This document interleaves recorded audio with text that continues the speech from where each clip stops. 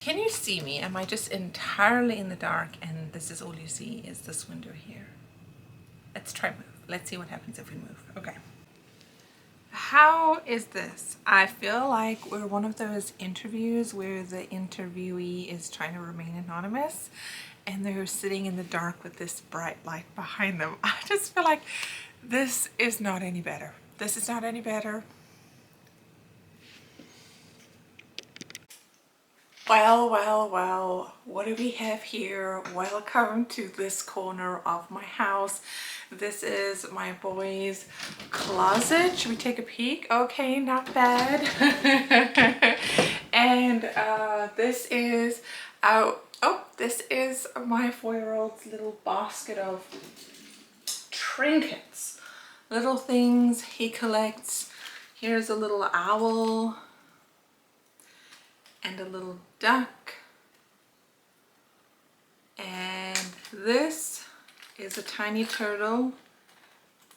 His name is not Tim. Do you know that song? If you have preschoolers, I'm sure you do. Some pine cones, a little bear sticker, just all sorts of things that would make a 4-year-old's heart happy. And can you see me? Well, yes you can.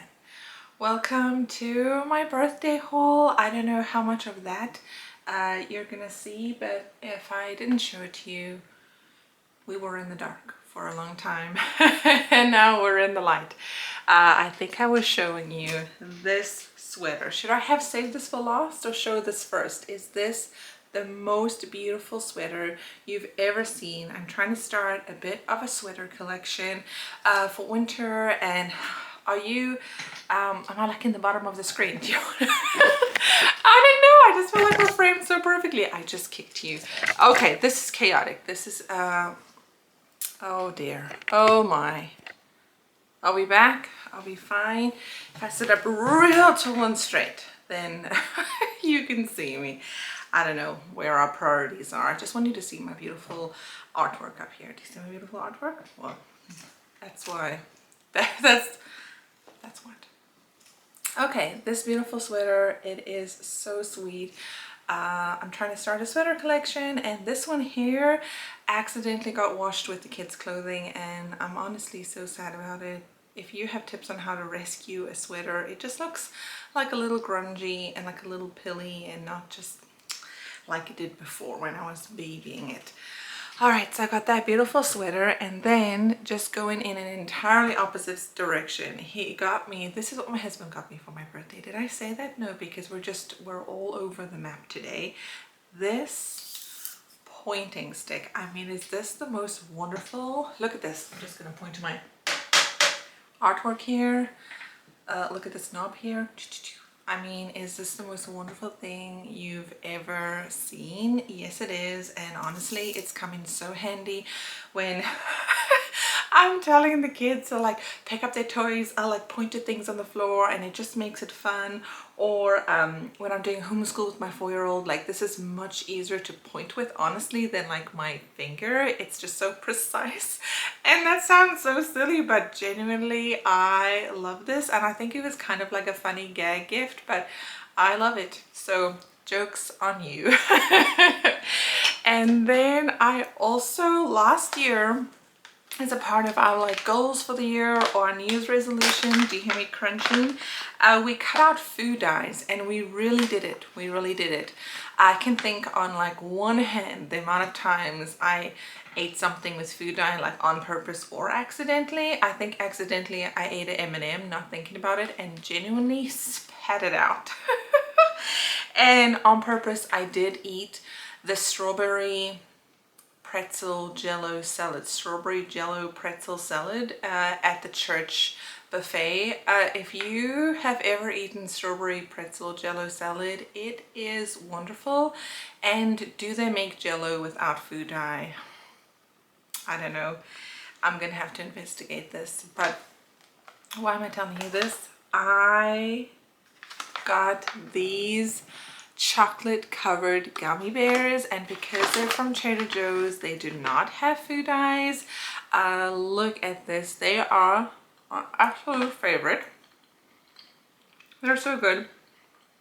They're chewy, they're chocolatey. I love them.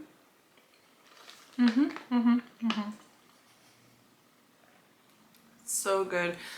If you haven't tried these, you should. You know what? Have they always made these, and are they going to stop making them? Because it seems like when you find something that you love, that the companies, they know, and then they stop making it. That can't be true, right? But Trader Joe's used to make a peanut butter jelly chocolate bar. And it wasn't a chocolate bar the way Milky Way is like a candy bar. It was a chocolate bar the way Hershey's has those little squares. And so it was like those little squares that you could break off of chocolate, and inside each little square was peanut butter and jelly. And I love that chocolate bar. It's probably been 7 years since they made it. When did they stop making it? Have you had that chocolate bar, and are you sad that Trader Joe's stopped making it? Let me know in the comments if you know what I'm talking about. Okay, moving on. The gifts are behind you here. I'm just gonna stretch over you. Mind my reach. I have been on a bit of a journey to find shampoo and conditioner. I don't know what I'm doing. My hair is very fine and absolutely pin straight. And I have just been trying to find a conditioner that works for me.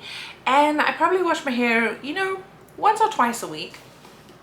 And my husband and I share conditioners, so I just make him use whatever conditioner I'm using. We both have hair. His is short. It doesn't matter, right? He can use, we can use the same conditioner. I've used men's shampoo in the past. He's used, you know, my woman's shampoo.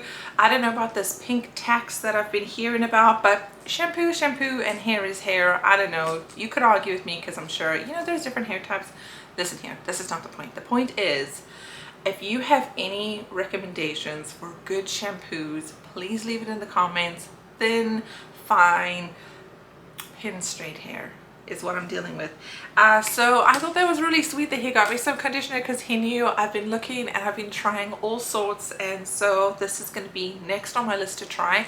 And the other thing is, I'm doing that thing where I'll try a shampoo and then I feel committed to finish the entire shampoo down to the last drop, even if I don't like it. So it's been a very slow journey. Do you know, I'm buying shampoo, washing my hair once or twice a week. It's taken me a long time to get through it.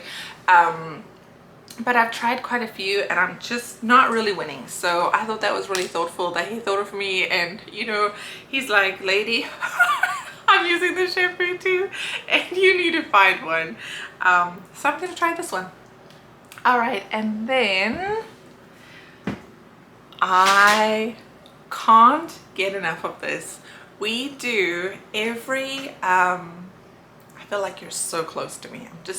We're making direct, uninterrupted eye contact with each other. Shh, we're gonna look at each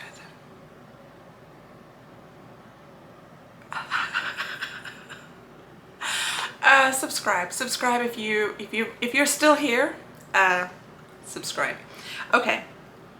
We do every Friday night, we do takeouts from home, because we have a 2 and a 4-year-old, and you know, they're, you know, well behaved for a 2 and a 4-year-old, I suppose. One is more so, one is less so, you know, neither here nor there. But it just feels very stressful to go out and eat. It doesn't feel like this relaxing experience. You know, it feels like, okay, we all have to be on our best manners, and you know, I've got to mind everybody and make sure that they sit still in their chairs and they're not too loud and they're not, you know, bothering the other patrons, and they're not like running around. And it just doesn't feel like as relaxing as if like my husband and I went out, you know, and we just, you know, didn't have to cook or wash the dishes.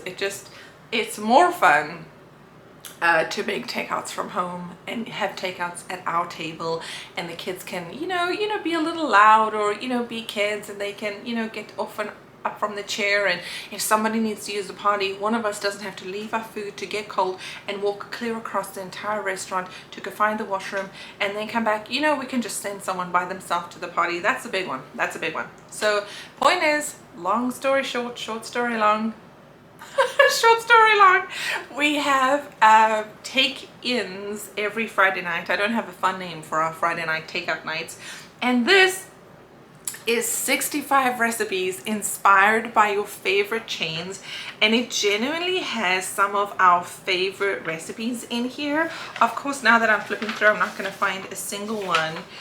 Maybe I should show it to you, but it's got McDonald's McGriddles in it. It's got oh, I love these, the Starbucks egg bites. I don't know, I felt like I said that funny. Starbucks egg bites. It's got their pink drink and the cranberry bliss bars. It has our favorite place to go if we do go out is Culver's. It's got Culver's butter burgers in here. It's got Shake Shack. Are these their mushroom burgers? But it also has Shake Shack double burgers. It has the animal style like In-N-Out fries. It has, if you think of your favorite takeout, leave it in the comments and I'm gonna tell you if it's in here. It's got Taco Bell's Crunchwrap Supreme. Here's Panera's mac and cheese. A minute ago I flipped past, oh, Raising Cane's. It's got their basket, Chili's baby back ribs. I mean, if there's somewhere that you love to eat and a favorite thing of the menu, I'm telling you, it's in here. And I am so excited to kind of, when Friday night rolls around, I'm gonna flip through here and find something we want to try. And I'm just really excited about it. For a while we've been doing a lot of pizza, a lot of hot dogs, a lot of hamburgers. I have made like a Raising Cane style basket before. I've done like KFC, their famous bowls with the mashed potatoes and the chicken nugget bites and the like corn and the cheese and the gravy. I've done that. And I'm just excited to kind of try some new things, and so that was one of them. This is the crumble cookie. You see, I think there's even the Dairy Queen ice cream cake is in here. That's great. And then the last gift is so sweet. So when my husband and I first got married, we got married in 2020. It's okay, we're all right. In May of 2020. So things were still very scary, I think, you know, kind of, you know, I know it went on for a long time, but kind of, you know, my son was born towards the end of 2021. It was still very much pandemic times, but it was kind of much better and everyone had kind of settled in by then. And, you know, maybe there was more information and things weren't so like scary and unknown as they were like right in the beginning. I don't know if I'm just going to cut this part out. Why are we even talking about this? Point is, towards the end of 2020, we'd been married a couple months. We founded church together, and in January of 2021 was my first birthday that we, you know, spent together as a husband and wife. And one of the birthday gifts he got me was a hymnal to the church that we found. So we just found a church together, and he got me the church hymnal so we could sing hymns together. And I just want you to know that neither of us are musical, neither of us can read music. I can't carry a tune to save my life. I've taken singing classes to no avail, and I thought it was so sweet. And so we just, you know, we sing hymns together, and it's just adorable. And I really like to make him sing hymns with me on, like, you know, Easter morning is such a sweet time to sing hymns, or over Christmas time to sing some Christmas hymns. And it's just, it's a really sweet thing to do together. And sometimes I think about the kind of mom I want to be. This is gonna hurt my head a little, but I think about when my kids grow up and they look back on their childhood, like this is what they're looking back on these days, or what they're thinking about, and like, what do I want these days to look like? What do I want them to look back on? And I really want to be the sort of mom that sings hymns, you know, when I'm like in the kitchen washing the dishes, instead of like slamming the pots and pans or huffing about something, I want to be the kind of mom that, you know, is like just singing a little hymn while she's washing up the dishes, and putting, you know, a loaf of bread in the oven, or, you know, baking some cookies. And, you know, I imagine when the kids, you know, are sad, or if they've fallen, or if they've scraped their knees, or if they've done something wrong and they're remorseful, I imagine sitting on this rocking chair holding a little teary child and singing a little hymn to them. And I really, you know what, I should make it a New Year's goal to learn some hymns. That's what I need to do. I need to just, you know, learn a few more hymns, even if we, you know, just learn one new hymn a month. There's a couple hymns that, you know, our church sings. I mean, there's a lot of hymns our church sings that I can sing along when they're on, but by myself, if I had to think of all the words of the song, I'm pretty certain I couldn't sing more than a few. Anyways, all that to say, he got me the Sing hymnal. It is on my 100 list, my list of 100 things to be, do, and have is to go to a Sing conference. Is it Keith and Kristen Getty? They hold the Sing conference. If you don't know who I'm talking about, look them up. Look up Living Waters. I love that song. We, you know, at a previous church we attended, there was a husband and wife, and like they just had a whole gaggle of little children, and they came up and they sing that song, and I just thought that was so sweet.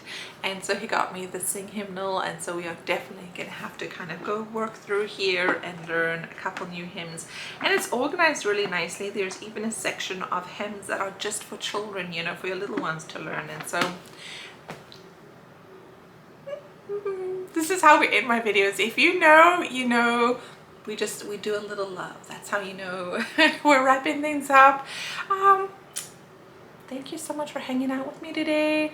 I will see you next week. Next week Saturday, I'm gonna come back and I'm gonna show you my dream board, my vision board for the year. We're gonna talk about New Year's resolutions. Spoiler alert, I did sign up for the gym on January 1st, and have I been? Come back next Saturday to find out. Oh, see you next week.